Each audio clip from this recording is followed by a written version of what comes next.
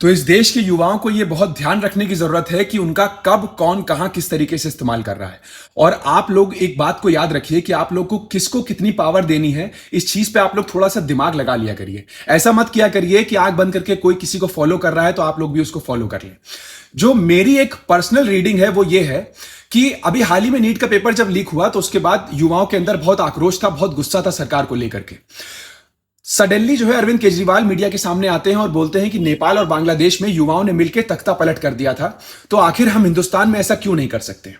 उसी के कुछ दिनों बाद एक पेज बनाया गया सोशल मीडिया पर, जो इसलिए बनाया गया क्योंकि चीफ जस्टिस ऑफ इंडिया ने एक बयान दिया था कि युवाओं को उन्होंने कॉकरोच से कंपेयर कर लिया था। उस स्टेटमेंट का विरोध करने के लिए ये कॉकरोच जनता पार्टी को बनाया गया। लेकिन किस तरीके से इसको धीरे धीरे धीरे ले जाकर के जो मौजूदा सरकार है उसके खिलाफ ले जाकर के इन्होंने खड़ा कर दिया है। आप खुद देखिए कि जो अभिषेक दिनके नाम के आदमी हैं जो यूएस में रहते हैं, जो इस पेज को रन कर रहे हैं, ये खुद यूएस में रहते हैं, लेकिन उसके बाद ये आम आदमी पार्टी में काम भी कर चुके हैं। जो दूसरा लड़का है वो अभिषेक शर्मा है, ये भी आम आदमी पार्टी में काम कर चुका है। जो तीसरा लड़का और सबसे इंपॉर्टेंट आदमी है, इसका नाम नबील शेख है, ये यूएई का रहने वाला है, जो पहले यूएई में रहता था, उसके बाद ये यूएस पहुंचा। यानी कि पेज बनने से कुछ दिनों पहले यूएस पहुंचा और वहां पर इन लोगों ने पूरी प्लानिंग करके वो पेज बनाया। पेज का जो मोटिव था वो ये था कि सीजीआई ने हम लोगों को, यानी कि जो यूथ है इंडिया का, उसको कैसे कॉकरोच बोल दिया। हम लोग इतने कमजोर नहीं हैं, लेकिन इसको धीरे धीरे किस तरीके से पॉलिटिकल पार्टी के खिलाफ ले जाके खड़ा कर दिया।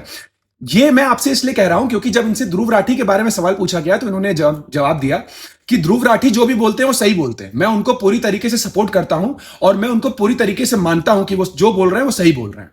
ये हो गई पहली चीज। दूसरी चीज, अगर ये आपके लिए बहुत भला चाहते हैं, अगर आपको लगता है कि ये युवाओं के लिए आवाज उठाना चाहते हैं, तो क्या कभी इनमें से किसी ने भी आपके लिए कोई वीडियो डाली है? क्या कभी आपने इन लोगों को आपके लिए काम करते हुए देखा है? क्या कभी इनके कोई अकाउंट में आप लोगों को ऐसा कुछ दिखाई दिया कि इन्होंने आपके पेपर लीक के बारे में कुछ बोला, या फिर इन्होंने कोई हेल्थ स्ट्रक्चर के बारे में कुछ बोला, या इन्होंने कुछ आपके फायदे की बात करी हो?